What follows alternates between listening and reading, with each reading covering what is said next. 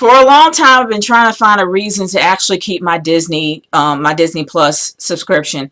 I haven't watched anything since I've gotten it, except for like Star Wars, and I'm talking about the original saga, not that main trash. I mean that modern trash. No. But anyway, I've been trying to find a reason to actually keep it because, of course, I've been waiting for the whole Lizzie McGuire reboot, and that's not happening. So I saw a bunch of reviews on YouTube. One that was done by the Super Carlton brothers. Well, actually, it was more of a theory. And then I saw the review that was done by Nostalgia Critic.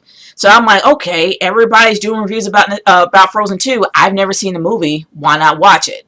Because I heard that there were a lot of people that were torn about this movie. So I'm like, okay, I'll just see this for myself and get my whole perspective on this. And if I feel like making a video, I will.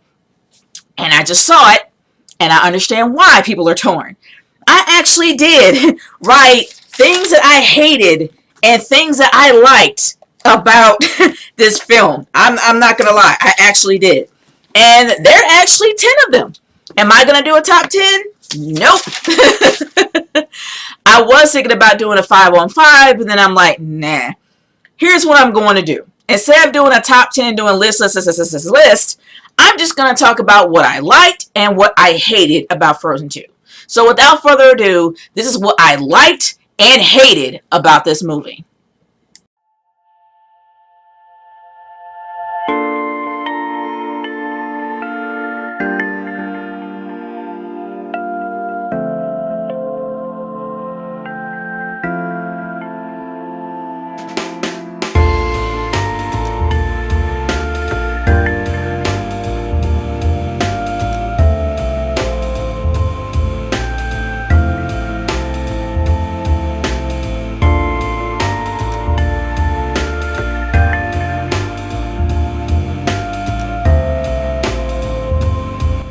Now I'm going to follow my notes. I'm going to talk about what I liked about it first, and I'm going to go from top to bottom. And like I said, I did write this down. But anyway, what Frozen movie would be great if the music wasn't great? Like seriously, the music was absolutely amazing. Into the Unknown and Show Yourself. Oh my gosh. Hit me in the feels. I love Idina Menzel. Idina Menzel has the most beautiful voice. She kills it as Elsa every single time. And Show Yourself, I'm sorry, I cried. That got me. That got me hard. I absolutely love her. Like, she is an amazing singer to where she can just express how the character feels by just listening to her voice. I love her. And I mean, I will admit, the 80s kid in me just completely screamed and marked out when Kristoff did a power ballad of Lost in the Woods. Like, that just hit me. When they actually did, when they actually did a complete, if you honestly think about it, you can probably say emulated a little bit. The fact that they actually did have somewhat of a carbon copy of Bohemian Rhapsody by Queen, which is one of my favorite bands, like, ever. I'm like, thank you. The 80s kid in me is like, thank you. Oh gosh, that was so great. The part of me would have hated on it because of the cheese. I love 80s cheese. 80s cheese and 90s cheese and sitcoms and films are just great. And that's the one of the things I love the most is like 80s cheese. And they had 80s cheese in the song. Thank you, Disney. Thank you, Disney. You made me so happy. You made me happy. Okay. Calm down. Woo. The cast and characters were really good. Like, they're always going to be good. They have the best voice actors for these characters. Like I said, Idina Menzel kills it as Elsa. Kristen Bell kills it as Anna. And I think it's Jonathan. Oh gosh. Jonathan Good. I honestly can't. I mean, it is sad that I honestly cannot remember Kristoff's name. But anyway, when it comes to the sisters' characters are always good. I absolutely love those two. I really do love those two. Kristoff is always going to be a character that unfortunately doesn't get as much credit as he needed to. He did in the first one. He had purpose in the first one. In this one, he kind of didn't, but I'll get into that a little bit later. But he still was a really fun character, and I absolutely love the chemistry that he had between him and the Nthaldrins. I think that's what the Nthaldrins. I think that's what they're called. But the chemistry between Kristoff and that other Nathaldrin that was like really into reindeer like he is. I'm like, can we see that bromance, please? Like, I want to see more of that bromance going on. Like, seriously.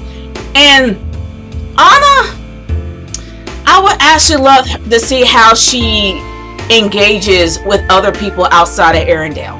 Because that was the one thing she always wanted. She wanted parties. She wanted to be more sociable.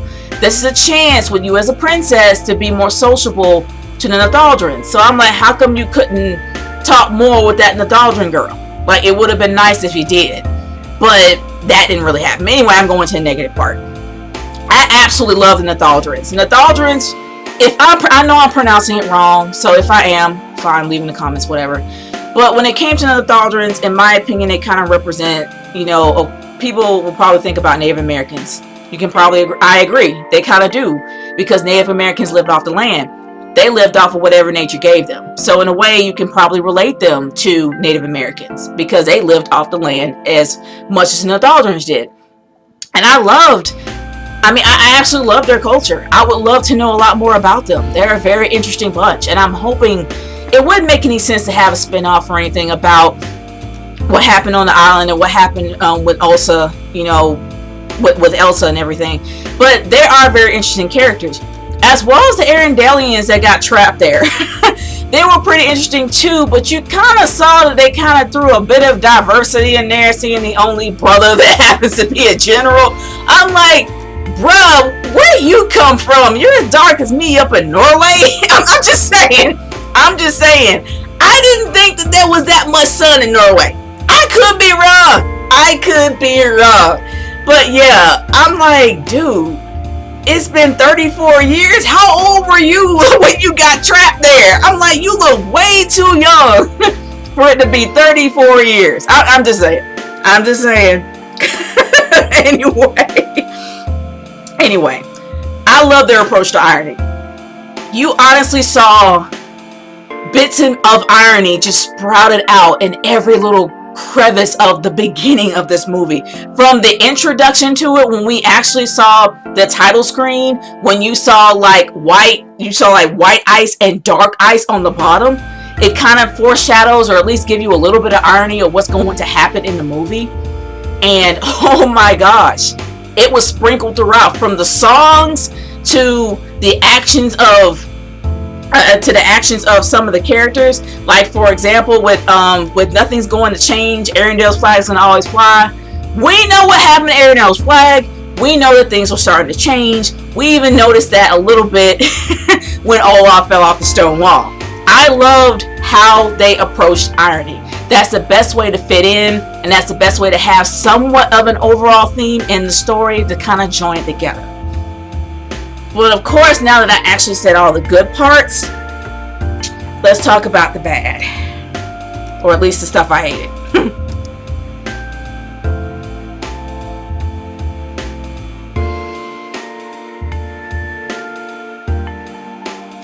And now we go into the stuff that I didn't like. We go into the parts that I didn't like of this movie, or hated, mostly.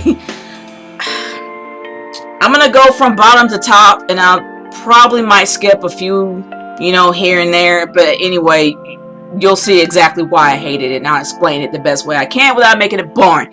But anyway, there was nothing for the secondary cast to do. There was nothing for the secondary characters to do, in other words. And this kind of showed in Kristoff. I remember seeing the Nostalgia Critics review of Frozen 2, and he actually made a really great comparison. The Rescuers Down Under. When Bernard tried to propose to Miss Bianca, it was like epic fail after epic fail after epic fail, but it shows Bernard's character. Bernard really went out of his way to stay out of trouble. The guy was completely afraid of everything, but he braved up just to rescue Miss Bianca or go outside of his comfort zone in order to propose to her or order to protect her. It showed character growth, and it also gave you a really good payoff towards the very end. But in this case, it was just a comedy act. There was a lot that Kristoff did in the first movie that kind of made him, the voice of reason in the first movie. But in this movie here, he was just comic relief. He was gone most of the time. It was like he had no purpose, no rhyme or reason. And good grief, Olaf, I'm gonna get into it. Olaf was annoying. He was the most annoying character of the entire movie. I would have been happy if he just melted away and just stayed gone. And the fact that nobody really told him that he would not ever grow up because he was just a big pile of snow, let's be honest, that's never gonna happen. But Olaf and his quips made no sense. The fact that he was trying to be meta made no sense either. He was annoying right and left. When Olaf disappeared in that scene that he had with Anna, I did not care. I didn't even shed a tear. I'm like, good, please keep him gone. I was more disappointed when he came back. And let's get into Anna. Anna was desperate need. She was in desperate need of character growth in the first movie. The fact that she's been a shut-in for so long, even though she really didn't have to be a shut-in, she could have left at any time she wanted to, but I digress. The fact that she was so, I don't know, way too open in trying to make friends as well as trying to get a boyfriend or be in a relationship without knowing the person. And I think Kristoff actually said it best. And in my opinion, I think that Disney was making a subtle jab at people questioning their movies, so they're trying to beat them to the punch. They did the same exact thing with Avengers Endgame, and that pissed me off too. But I digress, and I've said that far too many times. But anyway, the fact is that Anna was way too open in the first movie, and she let too many people in, and especially a prince that actually tried to kill her and her sister and take her kingdom, but she was way too naive. Kristoff kind of brought that up, not only in the first movie, but in this one too. It shows that she has a lot of growing up to do. Like, she's not even there yet. I don't really see a lot of character growth in her until the very end. And that should have happened at the beginning. We should have seen what happened in the first movie and how it affected her to see whether or not she has changed in a good way or in a bad way. We didn't see any of that. She was just as bubbly as she's always been. But I didn't really see any growth in her at all. I didn't really see any closeness or togetherness with her sister.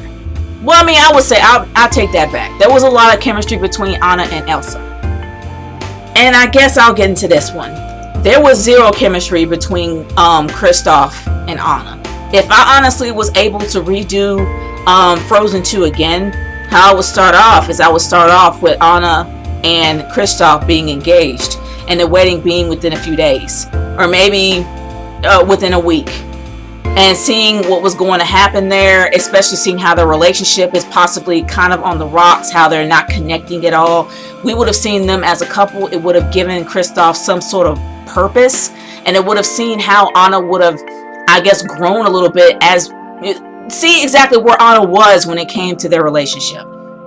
And then if you want to see an overall clinginess towards Elsa, we might have seen it there, but it would have been conflict between her and Kristoff, the fact that she was too clingy, and it would have gave Kristoff a reason to be upset at her.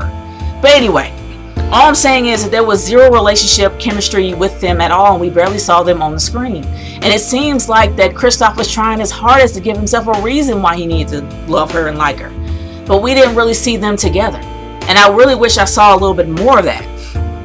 And let's get into Elsa. Elsa by far had more character growth than anybody in the entire movie. Not even Anna.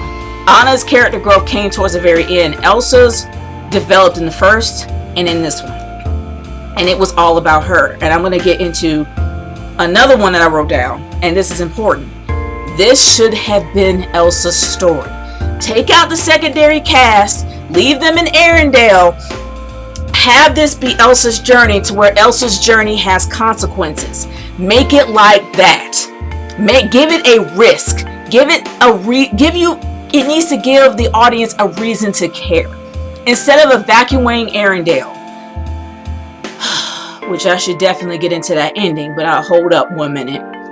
When it comes to Arendelle should have been destroyed. And I know I'm going all over the place here, but I have to talk about that part. The ending was not good. And the reason why I say that is because Disney is notorious for no consequences and no risks. It should have been a risk here. After revealing the truth of what happened between the Thaldrins and the Arendellians and seeing how the foundation of their entire kingdom was based on a lie, that wrong had to be righted with the kingdom being destroyed. If they want to evacuate everyone, I completely understand. I completely understand. And when the castle being destroyed and everything, the entire town being destroyed and wiped away, I understand that too. And I honestly I would have preferred that ending than preferring anything else, because Arendelle can still rise again. You can always rebuild your kingdom. It may take your time, but you will rebuild your kingdom, you will rebuild your throne, you will rebuild your people. But then it will be up to you to explain that your grandfather based the entire kingdom on a lie, and it had to be right. You can always replace the entire city, but you can't change that lie. It's already been done.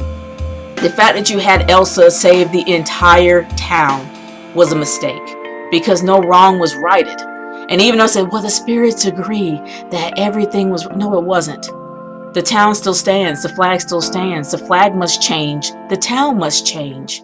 And nothing changed. The overall theme of this movie was changed. That everything, that's what made that irony great in the beginning, because they would say, oh, nothing's going to change. Nothing's going to change. But it did. Everything changed. Elsa changed. Anna changed. Kristoff changed. Olaf is probably the only one that didn't change. But everything else had to.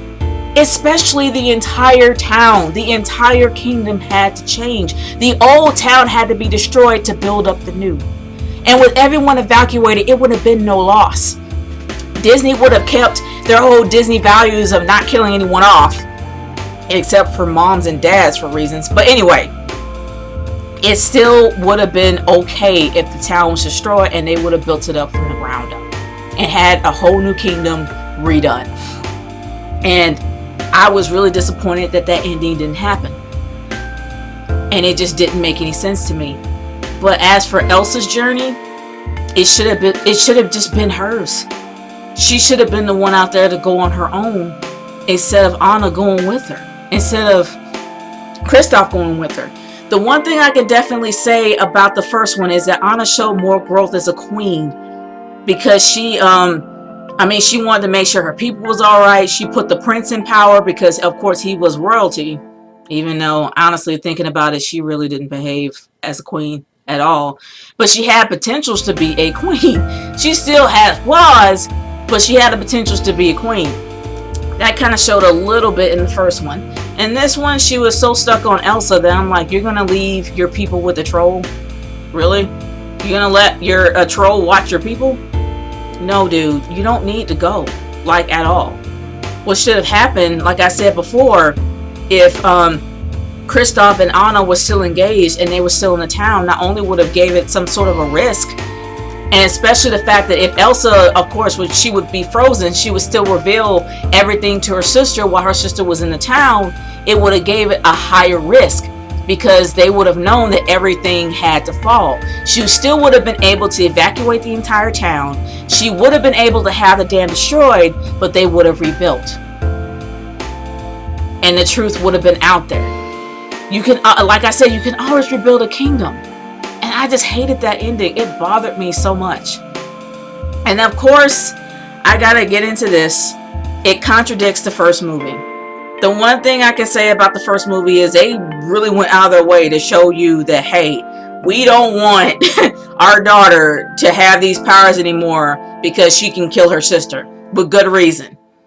And then all of a sudden they're like, hold it in, wear your gloves and everything. And now you're talking about that you're white, like the queen was an Athaldran, and you're trying to hide your entire race, your entire culture from your daughter. And out of a reward for saving an Arendellian's life, you gave her a magical child, but you're trying to hide her gifts? I'm sorry, the first movie and the second movie are just there's no continuity there. They don't even join together to be a sequel. It should be its own movie. It shouldn't be Frozen 2. It should be Frozen and have something else attached to it. It should not be a sequel to the first, because it doesn't connect at all. Elsa was meant, they actually forced her to suppress who she was. And now that her parents are gone, she was able to grow and learn who she is. And now you're saying that, oh, you're trying to retcon how their parents were in the beginning? You can't do that. It goes against the first movie completely.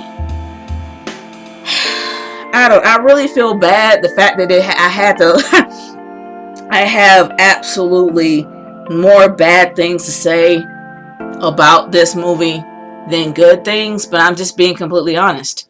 Overall, of course the animation is great. The music is great because of course it is Frozen. It's always going to be great. But the biggest thing that I had was those points right there. I mean, I mean, I see why people are split. I see why they're torn. But to kind of make some sense of what I was babbling about,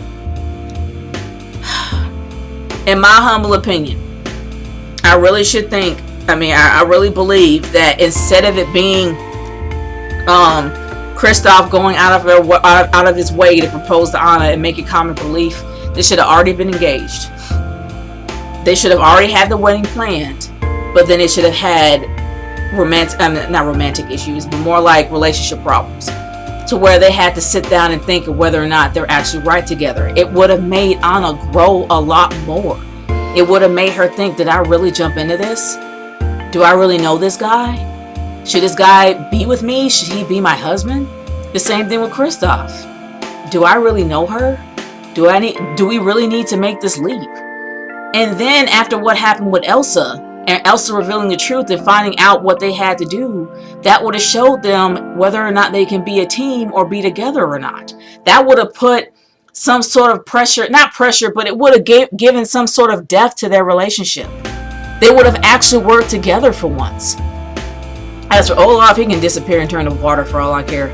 But to be honest, if Elsa actually did lose, if Elsa actually did freeze and she like temporarily died and Olaf died with her, keep him gone.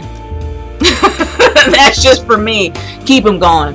But if you really would have had that, if you would have had Anna stay behind, it would have showed Anna's strength as a queen to take Elsa's place when Elsa decides to be the fifth element. And it would have showed how she looks to the people, how she cares for her people, and she cares for the entire kingdom.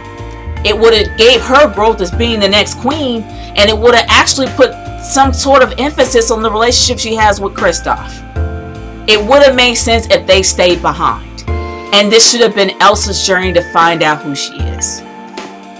But guys, I've talked far too much about this. These are the two things, well, not two things, but this is what I hated and what I liked about this movie. I want to hear what your thoughts are. Leave in the comments below. I will talk to y'all later. Peace out.